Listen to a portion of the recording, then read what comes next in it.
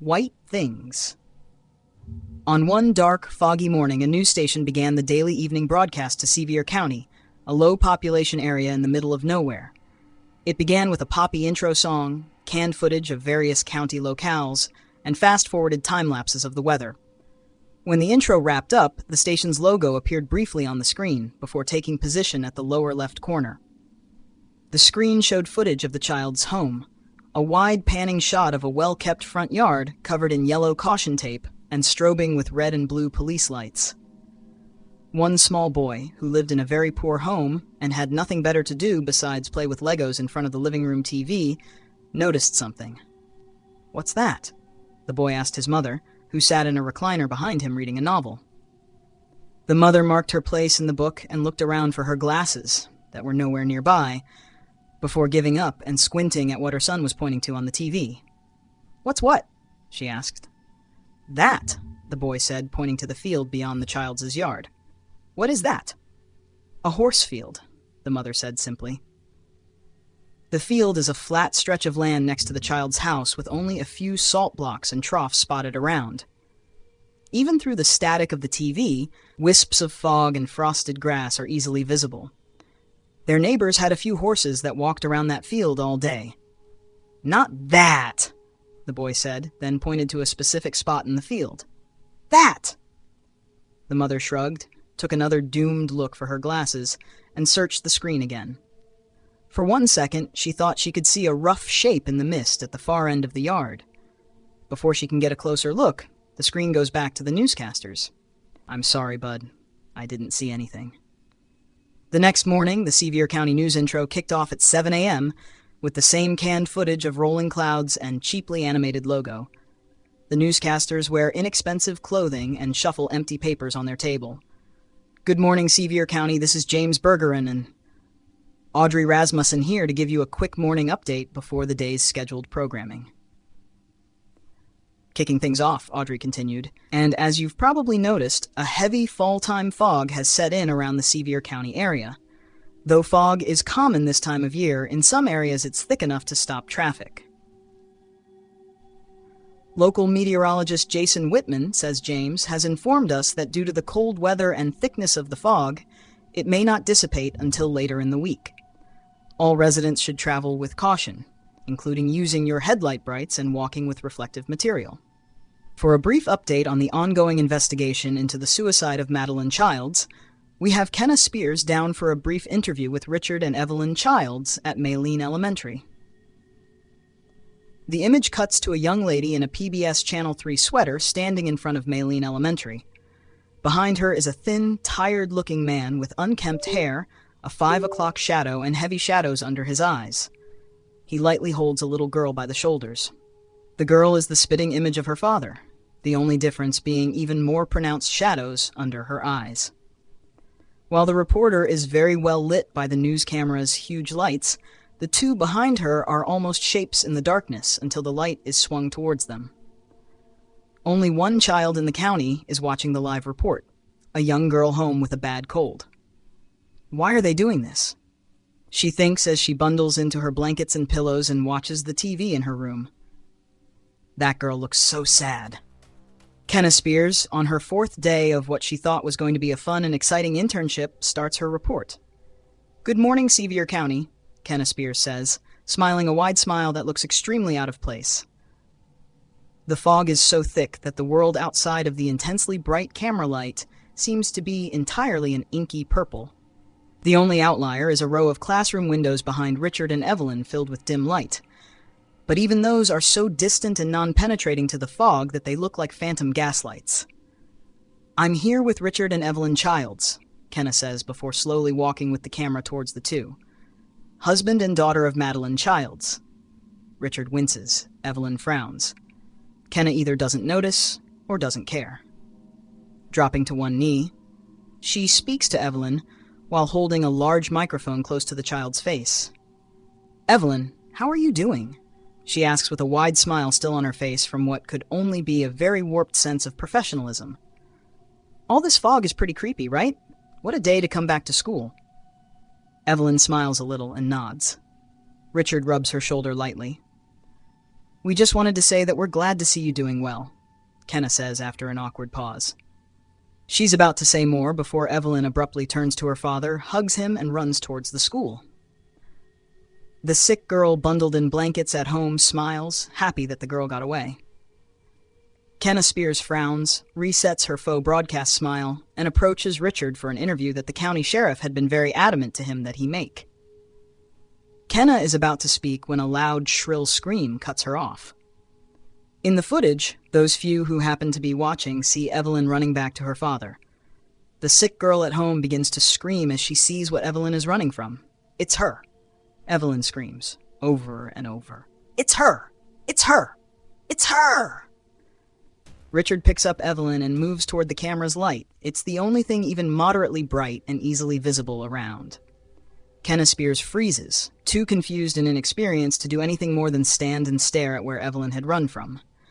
All she, the cameraman, and Richard can see is a vague outline of the school. Except a silhouette in the fog. The adults stare dumbfounded while Evelyn and the sick girl at home scream. "What is?" the reporter asks. She approached the silhouette. Before she could get close, the form in the fog abruptly moved, the mist quickly billowing towards Kenna before the reporter was lifted off of the ground. Kenna's thoughts were not coherent. All she could be aware of were what felt like fingers as cold as ice around her throat. The pressure tightened, harder and harder, until she could feel an explosion of pain, blood, and collapsing trachea in her throat. There's a flash of unbearably intense pain, then Kenna is on the ground. People are screaming and running. The one light in the fog topples over, and the camera crumples. Both the footage and the light cut off, and everything is dark. Kenna barely notices. She's trying desperately to take breaths through a shattered throat. She feels her chest soak in a warm liquid and wonders what it could be. The cameraman appears, yelling, trying to tell her something as he hovers over her, looking terrified into their surroundings. Something was surrounding them, but all Kenna could see was fog. Before she can see what the cameraman is looking for, Kenna Spears loses consciousness and dies on the 4th day of her exciting new internship. The cameraman does not notice.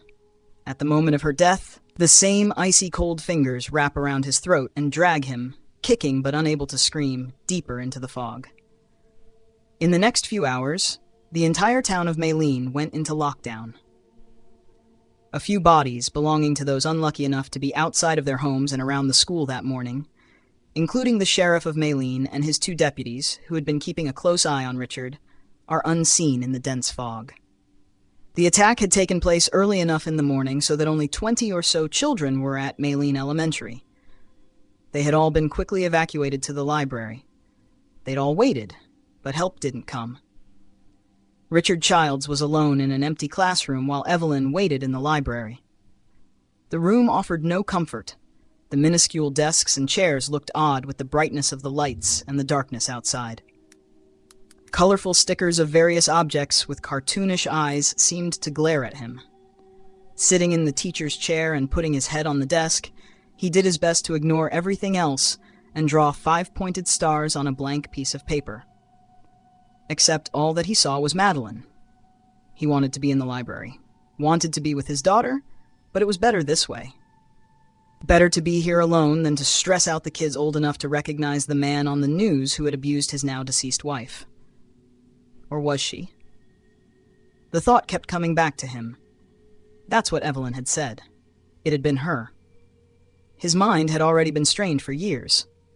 He thought it had snapped after he found Madeline's body sitting against the tree in the front yard, smiling spitefully even in death. "Everything's going to be okay," he'd told Evelyn as they both sat in their house, waiting for the cops to arrive. It was a paper-thin platitude, and they'd both known it. He said it again when the sheriff led him to the squad car. The pitying look Evelyn had given him as he was handcuffed made him want to rip his hair out and scream, to hell with the news cameras and reporters watching. Those promises, the lies, had caught up to him. As he stared into the shifting darkness outside of the classroom window, it made a sort of karmic sense. The lies had replayed in his head since he'd been interviewed by the sheriff. "I love you," had been the first. He'd said it after his and Madeline's first kiss. She'd been expecting it, after all. Wouldn't want to disappoint his first love. She'd told the same lie to him every time the fighting had died down, and they lay on the bed or couch. Sometimes she'd even cry to show him how remorseful she felt after treating him the way she did, promising she'd get help and start treating him better. But after Evelyn had been born, Madeline had gotten physical.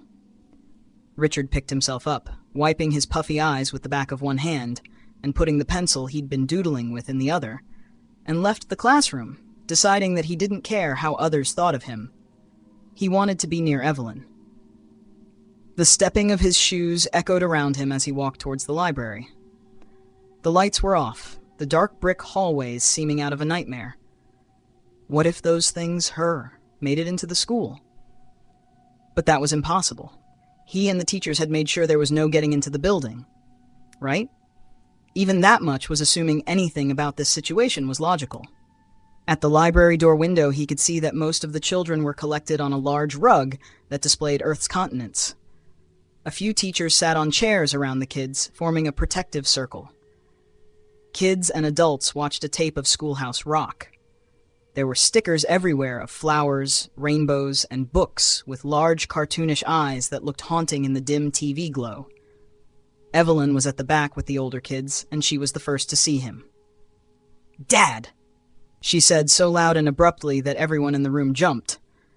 She was up and running across the room, everyone watching her in stunned silence. She threw open the door and hugged his waist. "Are you doing okay?" he asked, kneeling down to be eye to eye with his daughter. "Not really," she said with heartbreaking exhaustion. "Are you?" "Yeah," he said, hoping it was true. "Miss Clausen wants to talk to you," Evelyn said, pointing to the teachers sitting at a table in the corner of the room. "Okay, sweetie, sit tight." He wasn't sure which one was Clausen at first, until he saw the oldest woman sitting at the far end of a long rectangular table with a particularly harsh glare aimed right at him. She motioned for him to join the teachers at the table. Each of the teachers gave him varying degrees of caution as he found a seat. Some just seemed cautious. Most looked outright hostile. Doing his best to ignore them, he sat down and stared at the table, not knowing what to do with himself. He felt all of their eyes boring into him. "Mr. Childs?" asked Miss Clausen quietly, easily the oldest teacher at the table. She was a beady-eyed and permanently scowling woman that Richard could tell kept as tight a grip on her classroom as she could. "Yes?" He did his best to smile, but only barely managed to soften his frown. "Did you kill your wife?" For an instant, he was back in the sheriff's tiny interrogation room. The deputies crammed uncomfortably behind the sheriff's desk, all three looking like they'd pulled in a psycho murderer after a rampage. They'd put him in a small chair against the far wall and made sure to constantly let him know that, no matter what it looked like, he had been free to leave at any time. No. The teachers all glanced at each other, as if a bit surprised the homicidal maniac they'd built in their heads could speak. He supposed this was fair. He hadn't spoken to any of them when they'd been making sure the school's doors were locked. "Did you beat her?" Another teacher, this one a man in his late 30s, asked very timidly before remembering that he was supposed to be acting as an adult parental figure, and less timidly added, "The news said there were bruises." "Bruises on her wrists and shins," Richard finished. "She left a lot more bruises on my gut and back from the effort, I promise." "Why was that?" Clausen asked. He could feel the tendons on his neck stretch as he bit his tongue, anger flooding into his veins as he remembered everything Madeline had done. The anger wasn't even towards the teachers or the sheriff and his deputies when they had asked. It was towards himself. "She liked to fight," he said when he'd relaxed himself. Clausen held her gaze. "Care to explain what you mean, Mr. Childs?" "No." The teachers all shared shocked glances. This whole thing was starting to prickle his nerves. "Look," he said, "I just wanted to make sure everyone was all right. I sure as hell didn't come here to get interrogated again." "Mr. Childs," Clausen said, her face softening just enough to show Richard that behind the gruff, stern exterior was an old woman who was desperately tired and scared for the children in the room. "We just want to make sure you aren't a risk to the children." It was clear that some of the teachers, specifically the prissy young man who'd spoken up earlier, still weren't convinced that he wasn't a threat. That was fine with Richard. He didn't give a shit what they thought. "That only leaves me with one question, Mr. Childs," Noreen said, rubbing her eyes. "Do you have any idea what in the Sam Hill is going on?" "No," he answered honestly. It was still hard to believe anything that had happened was real, but he'd seen the reporter's throat bulge as something lifted her from the ground. And what Evelyn had said, "It's her!" "My daughter says she saw it," he said. "Whatever did that to the reporter? She said the thing looked like her mother. I believe her." "That's insane," the young male teacher said. "You're insane." "Mr. Benson," whispered Mrs. Clausen, so sharp and so loud that most of the kids glanced toward the adults at the table. Mr. Benson squirmed into his chair. Richard had thought Clausen's eyes had been beady and penetrating before. Now they were sharp enough to make the most well-behaved college senior wither. "You forget," she continued, much more quietly, "that I saw the murder happen myself. That before the murder happened, some of the kids were talking about adults walking around the school that none of the teachers could see. Do you doubt me?" "No, Noreen," Benson stammered. "I just don't think it's logical to."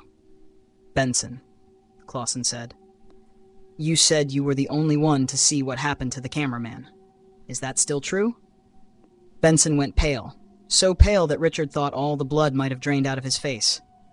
"Putting that aside," Clausen said very pointedly toward Benson, who shrank even farther back into his chair, "we need to find a way to contact the authorities.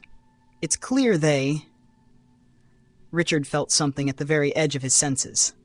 A feeling. The others at the table must have heard it as well. They'd all gone quiet and pale with quizzical looks on their faces. Richard turned in his seat to get eyes on Evelyn.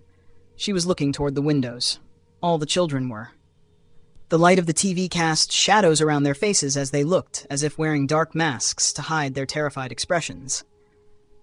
"Ghosts," an older child near Richard whispered, "like white statues." The younger children began to cry. Outside, several shapes had begun to move through the fog toward the windows. The mist clung so tightly as they moved that a myriad of human silhouettes could be intuited. At the front, moving very fast and energetically between the windows and foggy figures, was Madeline. Richard didn't know how he was sure. Maybe the wisps trailing her figure in the fog were just distinct enough for him to tell the shape of her. Regardless, he was sure. That was her. Evelyn. She stood next to him, looking at the figures. The animated figure stopped, and Richard thought he could see its head move toward the sound of Evelyn's voice. "Why?" Evelyn asked. A puzzled look. Not only from Evelyn, but also from some of the kids nearer to the windows. "That doesn't make sense," Evelyn said. "I thought you said." Evelyn reached toward the glass as she spoke. Richard was about to stop her when the windows exploded. Everyone in the room screamed. Richard threw himself in front of Evelyn, tried to tell her to run. Warm fingers closed around his throat, cutting off his words. The teachers rushed to push the kids against the furthest wall in the library. The kids were still screaming so loud that Richard couldn't hear himself think.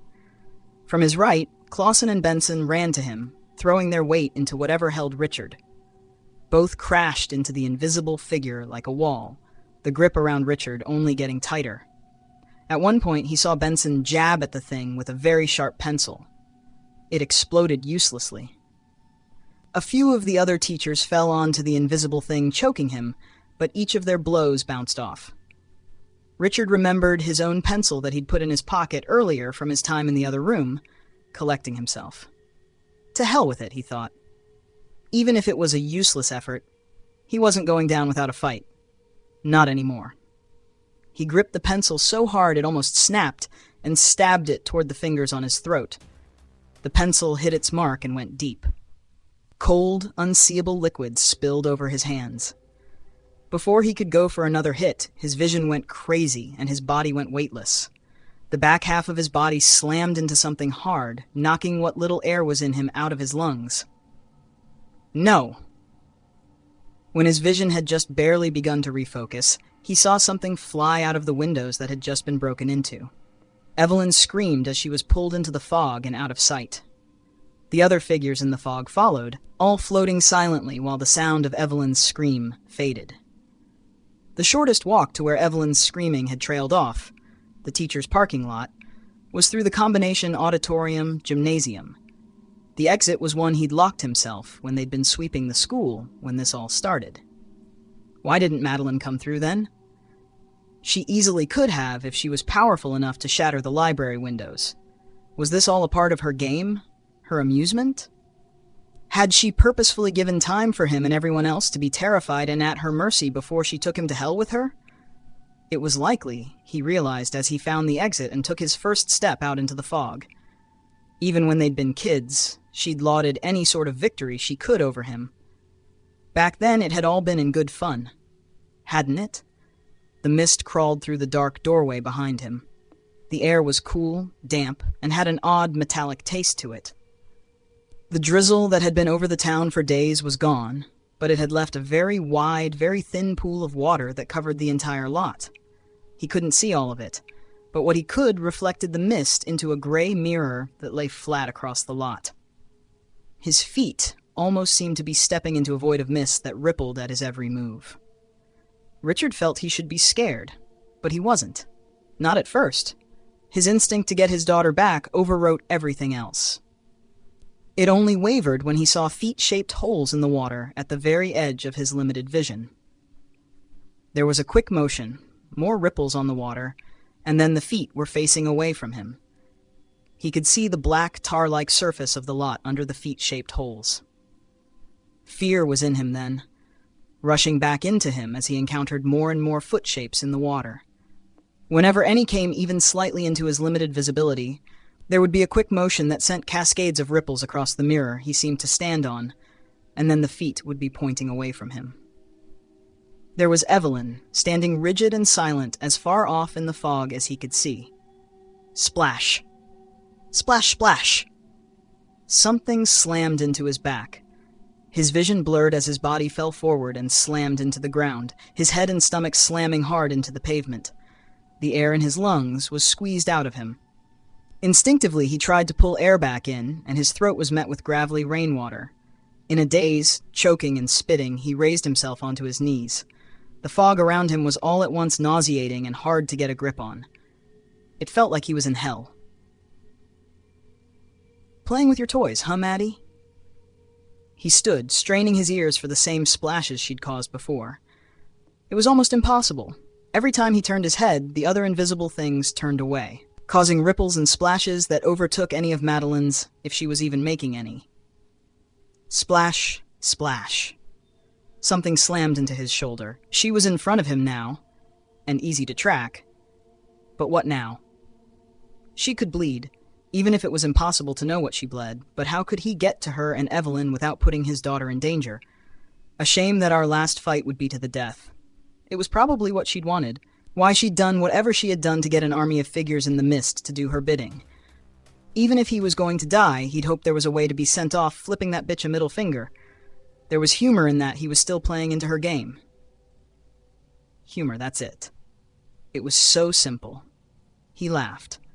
It started slow, forced and horrifying in its own right. He forced a laugh anyway, all of his chuckles almost sounding like sobs. A memory came to him. The looks Madeline had given whenever he went out with coworkers without her permission. The annoyed glances when Evelyn had chosen to be with her father instead of her mother. Even the frown he would see on Maddie's face whenever he found good company, away from her, at family parties. The fake, horrible chuckles started to come out easier. "Boy, I tell you," Richard said to himself, "if I took my wife to a dog show, I think she'd win first prize." Now he was really laughing. So hard that he thought he wouldn't be able to get air back into his lungs if he tried. There was nothing to laugh at before, but now there was. Whatever the white things were, whatever Madeline had done to bring her and them here, was a fickle, easily manipulated thing that was not only beyond Richard and Evelyn's understanding, but of Madeline's as well. "Dad?" Evelyn asked, her fear entirely overshadowed by her shock. She was about to say something else when her eyes went wide. She looked around where the ghost stood in the water. On the other side of the school, Noreen Clausen was finally getting a connection to the police station on her cell phone. Benson was nearby, standing with the other teachers in front of the kids, all of whom had been packed into the corner like it was a standard school lockdown. Out of the corner of his eye, he saw a few of the kids look towards the windows. None of the figures in the mist had followed them to the room, but Benson's nerves still froze. "What is it?" he asked. "People laughing?" one of them said. Benson strained his ears. He heard nothing, but at the very end of his senses, for just a second, he thought he could feel something. Richard couldn't hear laughter besides his own, but like Benson had, he felt them. All of the other white things that had come for him with Maddie, they were laughing with him. Straight ahead of him, two of the footholes turned towards him. Madeline. He watched her take a few steps around the other invisible things, all of whom were still facing away from Richard as they laughed. He could picture her looking at what she thought had been her allies, or even just her temporary companions, with bewildered rage. In one last deliciously petty move, he put one hand to his straining stomach and the other pointed at her. By then, he was laughing harder than he ever had in his life. Suddenly, the footsteps were thundering towards him. Every step was heavy and clumsy, spraying water all over the place. A lot of the water hit the invisible white things, and rivulets of water ran down them, giving them shape. His laughter stopped. Richard's hand went to his pocket and back out just in time for his late wife to make contact. The choice for weapons in a school library had been almost non-existent, and why his attack had hurt her when nothing else would remain a mystery to him forever, but it was all he had. 3 sharpened pencils. Again the pencil sank in, and he felt the cold liquid run down his fingers again for an instant before the full weight of her crashed into him, sending them both crashing into the ground. He tried to breathe in, and almost did, before a force that could only have been Madeline constricted and pushed on his entire body. I'm going to die. A part of him was ready to die. That part of him wanted nothing more than to let something that he'd continued to ignore. And, in a way, Foster. Just let him rest. Let him finally be done with everything. Dad! Seeing black spots in his vision, he brought his hands from their awkward angle underneath his back and wrapped them around Madeline's invisible form. Get, he said, his hands gripping her head. The hell, he stood, lifting both of their weights off the ground, slowly and struggling but surely. Out! He took the second pencil from his pocket and hammered it into the invisible form's throat. It disappeared into her, all the way up to the eraser. Of my life. With one last effort, he threw her away. Madeline's body hit the ground hard, making a crater the shape of her body in the water. The other foot-shaped craters in the water turned towards Madeline. Madeline raised her arm, the water instantly pooling into the empty space as she lifted it. It fell back in with one last pathetic splash. Evelyn ran into him then, wrapping her arms around and burying her face in his jacket. She was crying too, but quietly, keeping her eyes just dry enough to watch her mother leave for the final time. It happened very quickly. One moment the body-shaped crater was there, then it wasn't, filled with the reflective rainwater that still covered the lot and still filled with dozens of white things, all pointed towards Richard and Evelyn. Then, without a word or sign of any kind, the figures in the water turned away from them and the school and left. Their steps were silent, and their ripples were many.